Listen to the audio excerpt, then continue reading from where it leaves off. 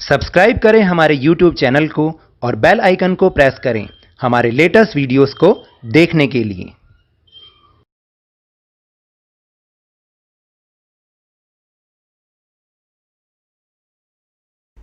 Hello and welcome to Lavneesh sir की क्लास। आज की ये शिक्षा निदेशालय राष्ट्रीय राजधानी क्षेत्र दिल्ली की वर्कशीट नंबर 25 जो कि कक्षा 8वीं के विद्यार्थियों के लिए है। यह ली गई है गणित विषय से और इसमें आज हम समझेंगे घन और उसके प्रतिरूप को। तो देखिए, आपको याद है ना कि पिछली बार हमने घन के बारे में बात की थी और आयतन के बारे में कुछ बातचीत की थी और हमने कई संख्याओं के कम से कम 20 तक की संख्याओं के घन देखे थे और उनके जानने की कोशिश की थी कि जैसे 1 का घन यानी 1 की घात 3 हमने ऐसे ही किया था ना, घातांक भी किया था और घन रूप भी किया था। तो 1 की घात 3 का मतलब क्या था 1, फिर हमने 2 की घात 3 मतलब 2 गुना 2 गुना 2 यानी 2 को 3 बार गुना करना था, तो उत्तर हमारा आया था 8। इस तरह से हमने 20 तक की संख्याओं के घन ज्ञात किए थे।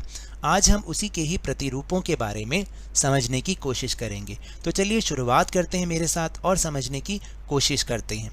तो देखिए, सबसे पहले यहाँ पर एक कुछ बैनर लगा हुआ है जिस पे लिखा हुआ है कंटेनमेंट जोन नो एंट्री। क्या आप जानते हैं कि कंटेनमेंट जोन क्या होता है और इस पे नो एंट्री क्यों लिखा हुआ है? जी हाँ, क्योंकि हम सबको ये अब थोड़ा सा पता चल चुका है कि सरकार उस क्षेत्र को जहाँ पर कोरोना से संक्रमित व्यक्तियों की संख्या ज़्यादा हो जाती है उसको कंटेनमेंट जोन बना देती है, यानी ना तो वहाँ से कोई बाहर निकल सकता, ना ही उस जोन के उस क्षेत्र के अंदर जा सकता। तो देखिए, जैसे यहाँ लिखा भी हुआ है कि सरकार द्वारा घोषित मार्ग निर्देशन के तहत यदि 200 व्यक्ति उस क्षेत्र में संक्रमित हो गए तो उसे कंटेनमेंट जोन घोषित कर दिया जाएगा। तो इसका मतलब यही, यदि किसी क्षेत्र में 200 से ज़्यादा व्यक्ति कोरोना संक्रमित हो जाते हैं तो सरकार उस क्षेत्र को कंटेनमेंट जोन घोषित कर देती है। तो चलिए हम आगे समझने की कोशिश करते हैं। प्रिया और रिया की बातचीत। आज प्रिया रिया को बता रही थी कि एक क्षेत्र किस प्रकार मात्र चंद दिनों में ही इतनी जल्दी कंटेनमेंट जोन यानी कि रोकथाम क्षेत्र बन गया। वहाँ पर सबसे पहले सिर्फ एक ही व्यक्ति कोरोना संक्रमित था, परंतु कोरोना मरीजों की संख्या दिन प्रतिदिन एक विशेष पैटर्न के अनुसार बढ़ने लगी। तो देखा आपने कि दो जो सहेलियां हैं वो आपस में क्या बात कर रही थी कि कैसे एक क्षेत्र चंद दिनों में ही इतनी जल्दी कंटेनमेंट जोन बन गया, क्योंकि वहाँ पर पहले तो एक ही व्यक्ति कोरोना संक्रमित था, फिर धीरे धीरे एक विशेष पैटर्न के अनुसार संख्या बढ़ने लगी और वहाँ पर 200 से ऊपर संख्या होते ही उस क्षेत्र को कंटेनमेंट जोन बना दिया गया।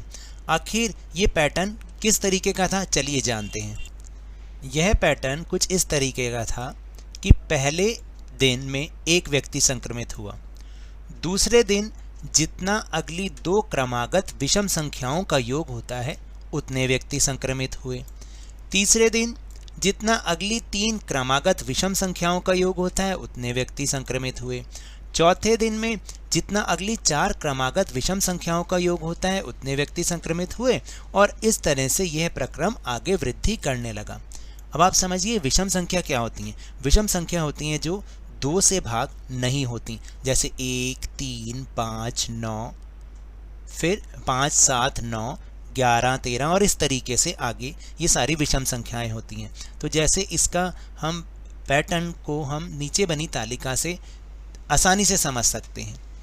तो देखिए, पहले हमने कॉलम में लिखा है दिनों की संख्या, फिर वो विशेष पैटर्न है। जैसे पहले दिन में पहली विषम संख्या यानी एक ही व्यक्ति संक्रमित हुआ, तो इसका गणितीय रूप हो गया 1, कुल योग 1 और इसको पूर्ण घन के रूप में देखें तो 1 की घात 3, क्योंकि 1 को जितनी बार भी गुणा कर लो उत्तर 1 ही आता है। फिर दूसरे दिन में अगली 2 क्रमागत विषम संख्याओं का योग, 1 के बाद अगली 2 विषम संख्याएं कौन सी होंगी, 3 और 5, और 3 और 5 को जमा करने पर क्या उत्तर मिला, 8। और अगर आप इसको ध्यान से देखें और हमने जो पिछली बार किया था, आपको याद है ना, पिछली बार हमने 20 तक की संख्याओं के घन ज्ञात किए थे, तो 8 को हम 2 की घात 3 भी लिख सकते हैं ना, यानी 2 गुना 2 गुना 2 8 ही होता है। फिर तीसरे दिन में अगली 3 क्रमागत विषम संख्याओं का योग। तो 3 और 5 के बाद अगली 3 विषम संख्याएं कौन सी हैं? 7, 9 और 11। इन तीनों को जमा किया तो उत्तर आया 27, और 27 को हम 3 की घात 3 के घन के रूप में भी देख सकते हैं। तो 3 का घन जो है 3 की घात 3 यानी 3 गुना 3 गुना 3 मतलब 27 ही होता है। 3 गुना 3 9 और 9 तिया 27। फिर अगली 4 क्रमागत विषम संख्याओं का योग चौथे दिन में। तो अगली 4 क्रमागत संख्याएं विषम संख्या कौन सी हैं? 13, 15, 17 और 19। इनका योग बैठा 64, और ये 4 की घात 3 भी हम इसको लिख सकते हैं, याद कीजिएगा। फिर इसके बाद 5वें दिन अगली 5 क्रमागत विषम संख्याओं का योग। अगली 5 क्रमागत विषम संख्याएं कौन सी होंगी? 19 के बाद 21, 23, 25, 27 और 29, और इनको जब हमने जमा किया तो उत्तर आया 125, और ये क्या बन गया? 5 की घात 3 यानी 5 का घन। तो देखा आपने पैटर्न क्या बन रहा है। पहले दिन 1 की घात 3 यानी इतने संख्या आई, दूसरे फिर 2 की घात 3, तीसरे दिन 3 की घात 3, चौथे दिन 4 की घात 3, 5वें दिन 5 की घात 3, तो 125 तक हो गया। अभी जो है, अब देखिए आगे, अगर हम इसके आगे भी करके देखें, 6 की घात 3, 6 की घात 3 का मतलब होता है 6 गुना 6 गुना 6 यानी 216। तो अब अगर आप ध्यान से देखें, ऊपर हमें एक प्रश्न दे रखा है, वो प्रश्न एक बार देख लेते हैं। कितने दिनों में ऊपर वर्णित क्षेत्र कंटेनमेंट जोन बन जाएगा? तो देखिए, जो पैटर्न नीचे हमने अभी समझा कि पहले दिन 1, दूसरे दिन 8, तीसरे दिन 27, तो कितने दिनों में 200 तक मरीजों की संख्या पहुंच जाएगी? तो इसका उत्तर है छठे दिन तक, क्योंकि अभी अभी हमने समझा था कि छठे दिन क्या होगा कि अगली 6 विषम संख्याओं का क्रमागत विषम संख्याओं का योग होगा, और उसका योग आएगा 216। कितना आएगा? 216, यानी कि 6 की घात 3। तो इसका मतलब छठे दिन वो क्षेत्र कंटेनमेंट जोन बन जाएगा। तो अब इसी पर आधारित हमें निम्न प्रश्नों का उत्तर भी देना है।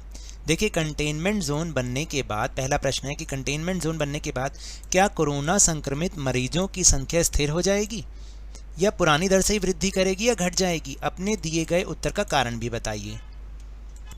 तो देखिए, कंटेनमेंट जोन बनने के बाद तो क्या होता है, संक्रमित मरीजों की संख्या स्थिर हो जाएगी, और इसके बाद इसमें धीमी गति से वृद्धि होगी, क्योंकि जब कंटेनमेंट जोन बन जाएगा, ना कोई अंदर जाएगा ना कोई बाहर आएगा, तो क्या होगा, संख्या जितनी है लगभग उतनी रहेगी। फिर यह धीमी गति से वृद्धि होगी और एक समय के बाद यह घटना शुरू हो जाएगी। उसके बाद है दूसरा प्रश्न, आपके अनुसार सरकार को कितने व्यक्तियों के संक्रमित होने के बाद उस क्षेत्र को कंटेनमेंट जोन घोषित करना चाहिए? तो देखिए, 200 लोग बिल्कुल सही है, क्योंकि अगर हम इससे कम करते हैं तो कंटेनमेंट जोन बहुत ज़्यादा बन जाएंगे और सबको बहुत ज़्यादा मुश्किलें भी होंगी। फिर तीसरा प्रश्न है कि यदि ऊपर वर्णित क्षेत्र में रहने वाले कुल लोगों की संख्या 3025 हो, तो उपरोक्त पैटर्न के अनुसार कितने दिनों के बाद पूरा क्षेत्र कोरोना संक्रमित हो जाएगा? तो देखिए, हमने बताया कि 200 लोगों पर वो होता है, तो अगर 3025 लोग हैं तो पूरा क्षेत्र कोरोना संक्रमित होने में कितने दिन लग जाएंगे? तो आप याद कीजिए, मैंने आपको पहले भी बताया कि हमने पिछली वर्कशीट में 20 तक के घन के बारे में बात की थी। 20 की घात 3 करा था, 19 की घात 3 किया था, इस तरीके से हमने किया था। तो आप उसमें याद कीजिए कि 14 की घात 3 यानी 14 का घन होता है 14 गुना 14 गुना 14, वो होता है 2744, और 15 का घन क्या होगा, 15 गुना 15 गुना 15 3375, यानी हमारे पास संख्या है 3025। तो देखिए, 15वें दिन उपरोक्त पैटर्न के अनुसार वो पूरा का पूरा क्षेत्र संक्रमित हो जाएगा, कोरोना संक्रमित हो जाएगा। फिर चौथा प्रश्न है कि क्या उपरोक्त पैटर्न से ही कोरोना संक्रमित मरीजों की संख्या बढ़ती है, या अन्य कोई पैटर्न भी हो सकता है, या बिना किसी पैटर्न के भी कोरोना मरीजों की संख्या बढ़ सकती है? अपने उत्तर की पुष्टि कीजिए। तो देखिए कि तो इसका उत्तर है नहीं, क्योंकि कोरोना संक्रमित मरीजों की संख्या बढ़ने का कोई निश्चित पैटर्न नहीं होता, वो किसी भी पैटर्न से बढ़ सकती है। तो ये तो थी आज की वर्कशीट। अगर मेरे इस तरह समझाने से आपको थोड़ा सा भी समझ में आया हो तो इस चैनल को ज़्यादा से ज़्यादा सब्सक्राइब कीजिए, लाइक कीजिए और बहुत ज़्यादा शेयर भी कीजिए। और हाँ, मेरे साथ इसी तरह वर्कशीट को समझते रहिए, लेकिन ध्यान और मन लगाकर पूरी मेहनत के साथ पढ़ते रहिए। और अगर आपको कोरोना वायरस को हराना है तो नियमित रूप से अपने हाथों को साबुन और पानी से धोते रहिए, मास्क जरूर लगाइए, क्योंकि जब तक दवाई नहीं तब तक कोई ढिलाई नहीं। धन्यवाद।